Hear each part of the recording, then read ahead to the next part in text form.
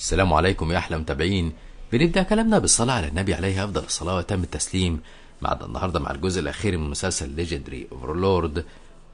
خلونا نفتكر مع بعض أهم الأحداث اللي فاتت. بعد ما شي يينج انضم للمعبد السحري بقى يتدرب ليل ونهار لحد ميعاد معركة حياة أو موت. الكل راهن عليه، والحقيقة إنه مخذلش حد، بالعكس فاق كل التوقعات ووصل للمستوى العاشر كمان.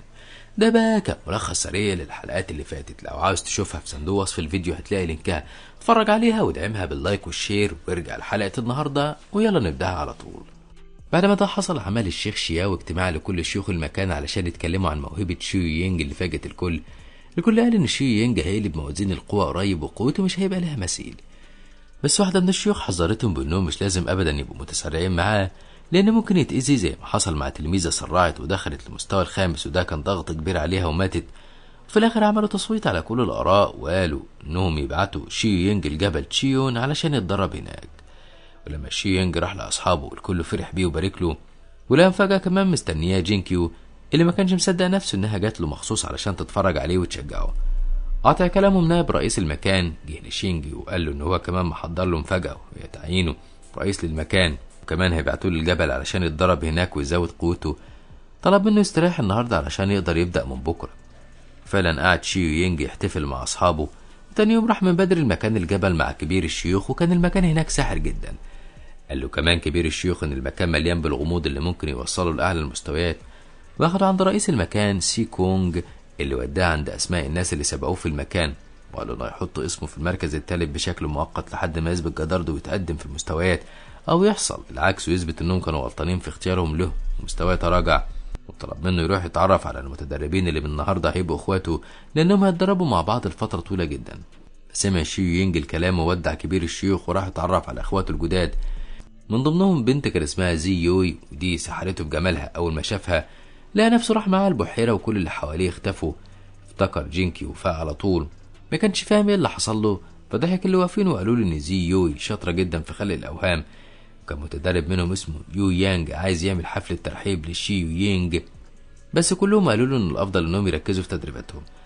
واخد شو وانج شي يينج عرفه على كل حته في المكان، وقال انه كل 10 ايام بيقيس قوته على حسب التقدم اللي هيوصل له على حسب اكسير القوه والامدادات اللي المكان هيبعتها له.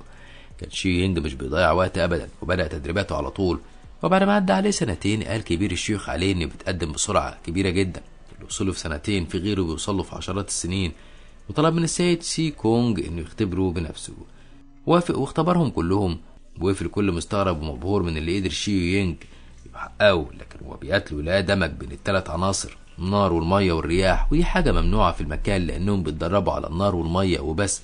وقالوا له انه لو ركز عليهم هيحقق تقدم، لان باللي بيعمله دلوقتي بيدمر نفسه، مفيش حد هيقدر يستخدم الثلاث عناصر. قال له كبير الشيوخ انه هيقعد معاه في الجبل ويعلمه ازاي يوجه ذراعه. ولما شي يينج رفض وقال له انه بيحب الرمايه، وده معناه انه بيحب الحريه وبيحب يتعلم كل حاجه من غير قيود. اتعصب جدا السيد سي كونج وقال عليه انه لو يعرف كده ما كانش سمح له بدخول الجبل اصلا، وشال اسمه من المركز الثالث وحطه في اخر مركز خالص.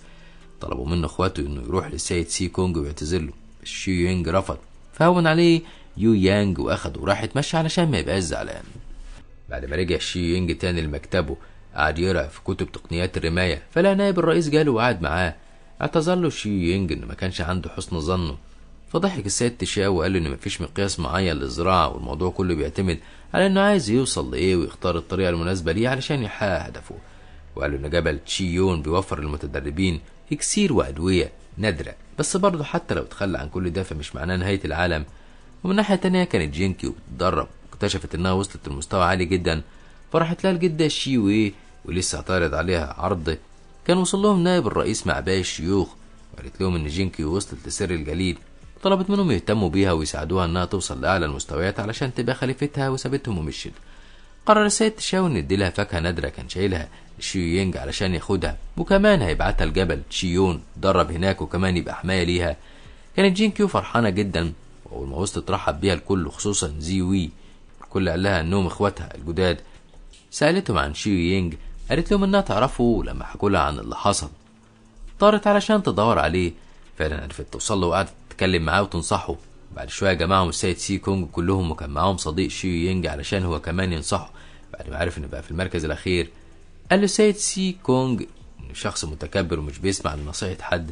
فطلب منه تشانج إنه يوريله وجهة نظره ويوريله هو وصل لإيه. وبعد ما تشانج شافه قال عليه إنه صح وما غلطش، إن التدريبات عبارة عن تصور شخصي، وهما في المكان ده بيتكلموا عن المستويات الاستثنائية، وده لازم يبقى ليها طرق استثنائية زيها. وفي اختبار الباقيين وبقى يقول تعليمات لكل واحد فيهم لحد ما جه الدور على سيتو. فرفض تشانج إنه يقول له أي نصيحة، ولما سأله سيتو عن السبب قال له تشانج إنه صحيح قوي بس أساسه غير صحيح ومش هيقدر يوصل لأي حاجة. فتعصب سيتو قال إنه غلطان وساب المكان ومشي، وبيقول إنه هيثبت لهم كلهم إنهم غلطانين. طلب السيد تشانج من الباقيين إنهم يركزوا في تدريباتهم، وسابهم ورجع للمعبد، ورجع كمان سيتو بعد ما هدي. وبعد أيام جالهم كبير الشيوخ وقال لهم إنهم اكتشفوا جاسوس شيطان وبيحققوا علشان يتأكدوا إنه مفيش جواسيس تانية، وقال إنه هيبعتهم في مهمة هي البحث عن أعشاب معينة هتساعدهم. فقطعوا للمهمة دي شيو يينج وجين كيو. فعلا اتحركوا بالسفينة على جبل اسمه الصهارة، وده مليان بالحمم البركانية والوحوش القوية. ولما وصلوا الجبل طلب من جين كيو إنها تستناه في مكان أمان وفي ويات الوحوش، بس هي كمان ما سكتتش وبعتت التنانين الجليدية لصورة روحها علشان تساعده في القتال. بس الوحوش كانت قوية جدا ومفيش حاجة مأثرة فيها للأسف، وجرحت شيو يينج لدرجة إنه بقى مش قادر يتحرك، والوحش اتجه ليه. فجابلته جين كيو بقوة الجليد وجريت علشان تساعد شيو يينج، لكن الوحش كان حرر نفسه ووصل لهم. فبعدها شيو يينج بسرعة قبل ما الوحش يأذيها ووقف هو في وشه. أخد الوحش وجري على الأرض علشان يرميه في الحمم البركانية، وبعدها حدفه على الجبل وراح يضربه تاني. فبعدت جين كيو تنانين الجليد شغلته بيها، وأخدت شيو يينج وهربت بيه بسرعة. حاولت تعالجه بس جروحه كانت عميقة، فقعد يعالج نفسه ولقى الوحش بيدور عليهم، وفي الآخر قعد مستنيهم. قال شيو يينج إنهم مش هيستخبوا للأبد، وعلشان كده هيكذبوا وهو بعيد، وطلب من جين كيو إنها تهرب. رفضت وقالت إنهم داخلين مع بعض وهيخرجوا مع بعض. كان الوحش عرف مكانهم وبدأ يكسر الصخور علشان يعرف يوصل لهم. لقى شيو يينج فكرة ممكن تنقذهم. طلب من جين كيو إنها تطير وتفتح له طريق الخروج، ولما يخرج يقاتل الوحش تحبسه في بلورة جليدية. فعلا عملت كده، وهو غطى البلورة بالحمم البركانية ومات أخيرا الوحش جواها. كملوا طريقهم جوه الجبل، ولقى شيو يينج نفسه وصل تاني عند قبر الأجداد اللي قابله قبل كده لما وقع في الهوية. قعد شيو يينج عند القبر وقال له إنه جاي يعترف له إنه معجب بجين كيو وعاوز يتجوزها.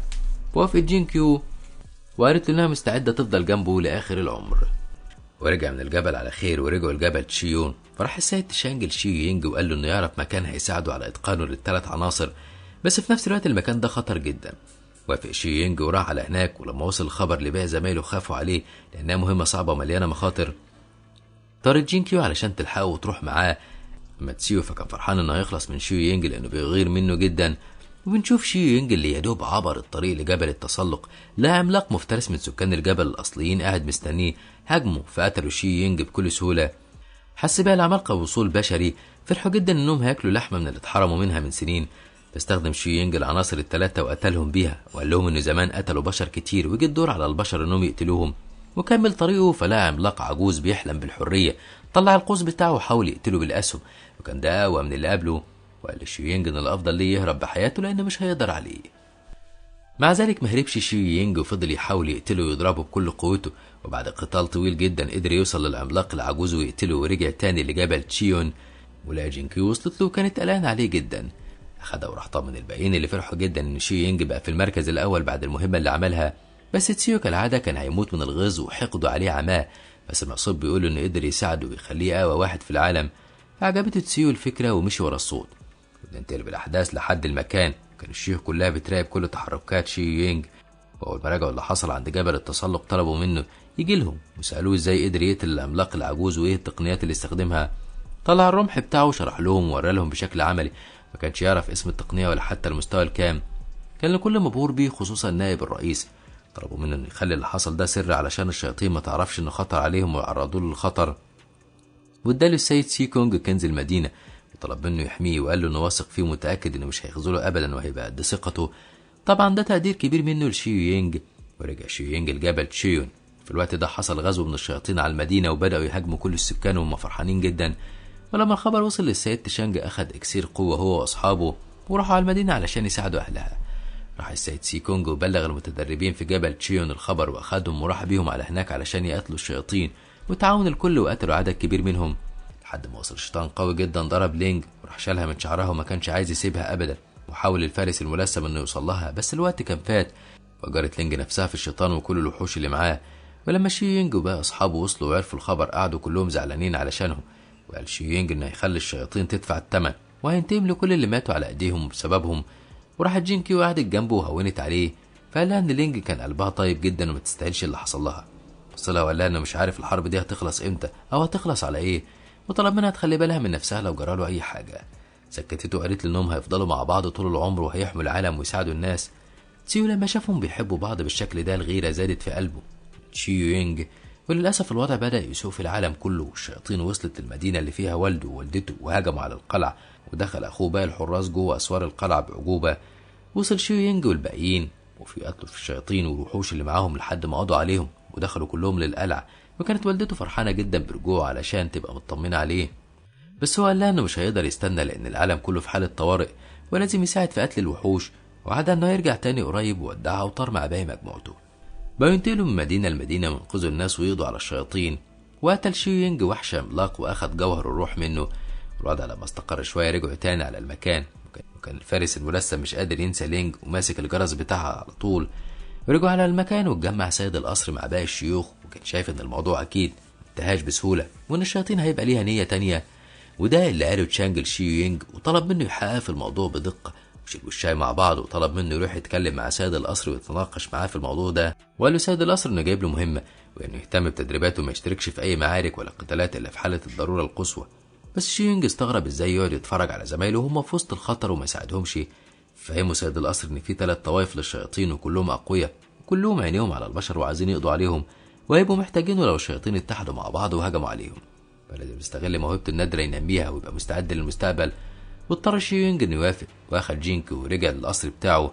كانت شيو مستنياه وهي فرحانه جدا انه رجع بالسلامه، وكانت محضره له لبس جديد، بس هو ما اهتمش بيه وقال لجينكو انهم لازم يروحوا لاهله لان المره دي هتبقى زياره رسميه لخطوبتهم. وكانت طائفه الشياطين في الوقت ده بتصلح اخطائها وبتعيد بنائها من جديد علشان تهجم بقوه اكبر على البشر. مرت الايام وقدر شي يونج انه يحقق تقدم كبير في تدريباته، فراح له سيد القصر واداله هديتين. اول هديه هي عمود رمح مصنوع من ماده مش عاديه وحاده جدا. الهديه التانيه هي زي سحابه الميه والنار واللي صنعه ساحر في مستوى عالي جدا، وقالوا ان ده الوقت اللي هم محتاجينه فيه، وطلب منه انه يستعد لان الشياطين قربت منهم جدا، وبعتوا على مدينه يوشوي اللي متوقع ان الهجوم هيحصل فيها. وهو قاعد في مطعم لها عربيه فخمه جدا ركنت قريب منه، ونزل منها واحده شكلها غني. لما دعا في ملامحها اكتشف انها يويا، ودخلت المحل واتخانقت مع صاحب المحل فمنعها من الخروج وقضى على الحراس اللي معاها. صرخت واستنجدت باي حد ينقذها، واول ما شي يونج سمعها جري عليها ودخل لها ضرب حراس المكان، فخاف صاحب المحل وهرب منه. برضه راح وراه شي يونج وفضل يطارده لحد ما وصل له وضربه. اكتشف ان المكان اللي واقف فيه مليان بالشياطين ولسه هيدخله، ظهر له وحش عملاق وقف يقتله، فضربوا شي يونج قضى عليه. ودخل المبنى بعدها ولقى كمية وحوش شيطانية كبيرة في كل الاتجاهات وهجموا عليه وحوطوه، وفي وسطهم يضربهم وقتل عدد كبير منهم وسابهم ودخل جوه قاعة القصر. لا جواها شيطان مديله ظهره ولابس اسود في اسود، وكل باين منه قرنين طوال لونهم احمر خارجين من راسه وشكلهم يخوف. ولما شي يونج سأله يبقى مين، بص له الشيطان وكان وشه ملوش ملامح، وقال له ان البشر دول طبعهم غريب جدا، بيقتحموا اماكن ويهاجموهم من غير سبب، وفي الاخر بيتهموهم انهم مش كويسين، وكل ده هم ما يعرفوش هم مين اصلا. قال له انه هيعرفه هو مين علشان بس يعرف انه كان غلطان لما اقتحم القصر بتاعه، لان السحابه السوداء ملك الشياطين. وكمل كلامه بانه عايز يطلب منه معروف بما انه جاله لحد هنا. قالوا ان الشياطين اتحكم عليها تعيش في العالم المظلم ومحرومين من كل حاجه، والبشر فضلوا عايشين في طائفه شيا بيستمتعوا بكل حاجه في الحياه، وطول الوقت في بينهم صراعات كتيره وحروب. وجه الوقت اللي المفروض انهم يقضوا على كل الصراعات دي ويرجعوا للسلام. طبعا شي يونج رفض الكلام ده وقال له ما ينفعش بعد كل الناس اللي ماتت واتأذت دي ينسوا ويبداوا من جديد. رد عليه ملك الشياطين بان ده مش طلب بالمعنى الحرفي، لكن صفقه هيدفع له فيها 2000 حجر نادر مقابل انه ما بلغش عن الفرع للمكان اللي هو شغال فيه. فقال لشي يونج ان اكيد في سبب ورا طلبه ده، لانه خلاص دمر الفرع، اللي يخليه يدفع كنز كبير كده في فرع ملهوش لازمه. كان مبرر ملك الشياطين ان الفرع ده مسقط راسه ومش عايز يتخلى عنه، وعرض عليه ضعف الكنز وكان عنده استعداد انه يدفع اكتر بكتير. بس شي يونج رفض كل عروضه وقال له انه هيقضي عليه. تعصب عليه ونصحه بانه يبعد لو مش عايز يموت، ولما لقى مصمم انه يقف يتحداه قال عليه انه غبي وخسر كل الفوائد وهيخسر كمان حياته. وطلع له الشيطان من الدرجه الرابعه اسمه ديربي، وطلب منه يعذبه الاول وبعدين يقتله علشان يبقى عبره لاي شخص غبي زيه، وسابهم مع بعض ومشي. بعد ثواني عرف الشيطان ان قوه شي يونج مش طبيعيه ابدا، وكان عنده حق، لان من كام يوم كان شي يونج واقف مع جينكيو وقالت ان ساد القصر وزعهم على المدن علشان يدوروا على ملك الشياطين اللي مستخبي، وطلب منهم يخلي الموضوع ده سر بينهم. وكان شيو ينج زعلان انه مش هيقدر يروح معاها مع انه هيبقى قلقان عليها جدا. فطمنته وقالت له ان الكابوس ده هينتهي قريب قوي وهيرجعوا تاني يعيشوا مع بعض بسعاده. ودعها وقعد يتدرب وقرر انه يجرب قوه 4 عناصر مع بعض، هما الارض والرياح والنار والميه. والمره دي قوته زادت جدا ومبقاش ليها مثيل. فضل يتدرب اكتر ويتحمل الم كبير، وده اللي وصله للمستوى اللي هو فيه دلوقتي، وبقى هو اللي محاصر الشيطان وجرحه اكتر من جرح. لكن كمان اكتشف ان قدرته على الشفاء كانت عاليه جدا وبيخف بسرعه، وحتى اقوى من الشيطان اللي قبله في معركه الحياه والموت. بس كمان الشيطان كان تعب جدا وقال لملك الشياطين انه خلاص مش قادر يستحمل. فطمنه ملك الشياطين وقال له ان لو لقاه هيتاذي هيخرج له بسرعه وينقذه من الموقف ده. فرجع تاني الشيطان للقتال وهو مطمن، بس شو ينج فجأة واستخدم القوة القصوى عليه.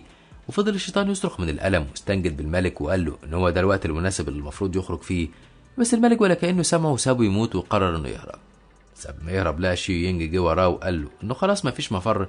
سخر منه ملك الشياطين وقال له انه بالنسبه له ولا حاجه، ولو قدر انه يهزم الشيطان التاني فده معناه مش هيقدر عليه خالص. وقرر عليه عرضه، بس المره دي عرض عليه 100,000 جوهره وحجر نادر. ولما لقى شي ينج مصمم انه يواجهه اقسم انه هينتقم منه ومن عيلته ومن كل نسله زي ما عملوا مع لينج وفكر بكل تفاصيل موتها. فاتضايق جدا شي ينج وقال انه مش هيسيبه غير وهو ميت. بس لا، اختفى مره واحده. بعدها ظهر بأكتر من نسخة وبقى يظهر يضربه ويختفي تاني. ولقى شي ينج السيد تشانج جاله علشان يساعده، وقال إن سيد القصر هو اللي بعته ليه.